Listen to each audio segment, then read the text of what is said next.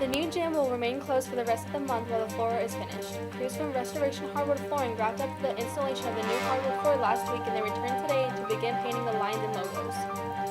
The new core will feature a red and blue motif with the oversized school logo in the center of the word Patriots along the baseline. The gym is expected to open in November in time for the upcoming basketball season. You're watching Patriots Today.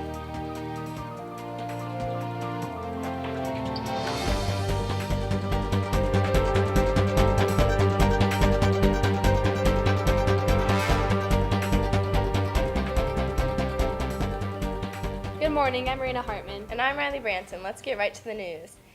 Dewey's Open Mic Night was held for the second time last Friday night at the public library. The event is free and open to all teenagers. The night drew a large crowd of local middle and high school students, and there was even some Malk attendees in the audience and on the stage. Maggie Roush sang a song, To Make You Feel My Love, and Christy McNeil did a stand-up act. The next Open Mic Night will be Friday, November 15th from 5:30 to 7:30 p.m. Come out and show off your talents. The Club Teen Center, which is located in Bullhead City branch of the Boys and Girls Club, is holding a Halloween movie night for teenagers this Saturday at 6 p.m. World War Z will be shown at the club, which is located at 2250 Highland Road near the Bullhead City Junior High School.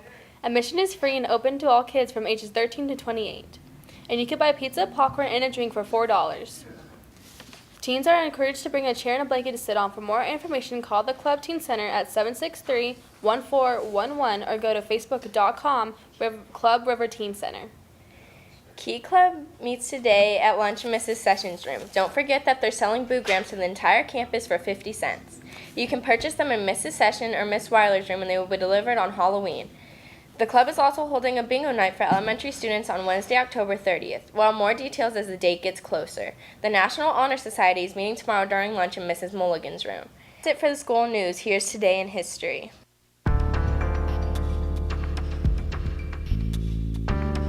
In 1934, bank robber Charles Pretty Boy Floyd was shot to death by federal agents in a farm in East Liverpool, Ohio. West Germany joined the North Atlantic Treaty Organization in 1954. China's Communist Party gave President Hu Jintao a second 5-year term in 2007.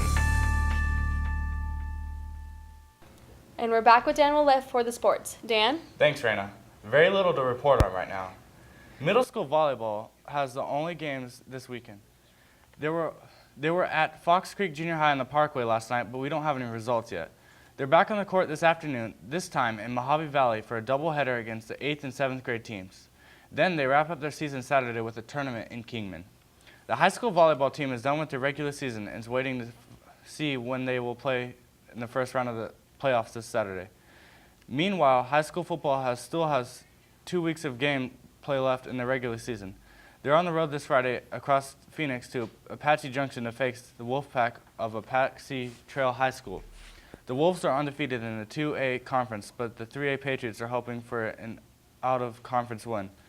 They'll return to Fiberfield the following week for their last game of the season against the undefeated 3A leaders from NFL Academy. And finally, the high school basketball season is in full swing.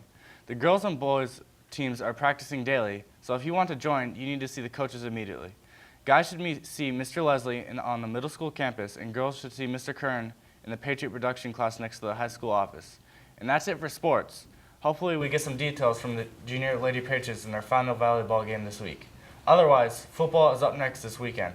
Back to you. Thank you, Dan. Here's what to look for in the cafeteria today.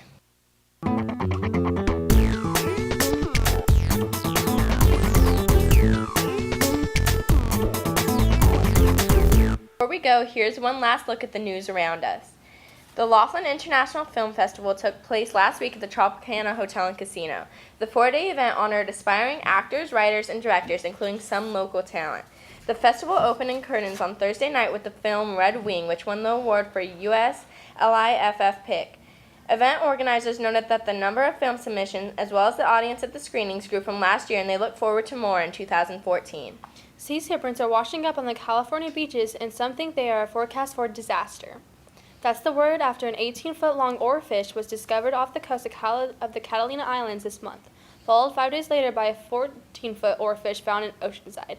Apparently, Japanese fishermen have long considered the creatures as a warning of an impending earthquake.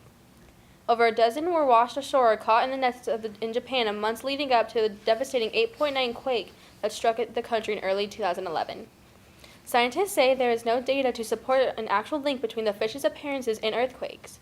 The oarfish is considered the longest bony fish in the world and can grow up to 50 feet in length and typically live at the depths of 3,000 feet or more. The Chinese city of Harbin, one of the largest in the northeastern portion of the country, was almost completely shut down Monday by smog. Primary and middle schools suspended classes and the airport and some public transportation were closed down. Visibility was reduced to about 30 feet. Levels of particulate matter reached a reading of 1,000 in some parts of the city. A level of 300 is considered dangerous, and the World Health Organization recommends a daily level of not to exceed 20. Air quality has become a major issue in Chinese cities, but the government so far has been unable to come up with working solutions. And that's the news. Good luck to the high school students that are taking the Ames writing test today. Here's the word of the day just for you.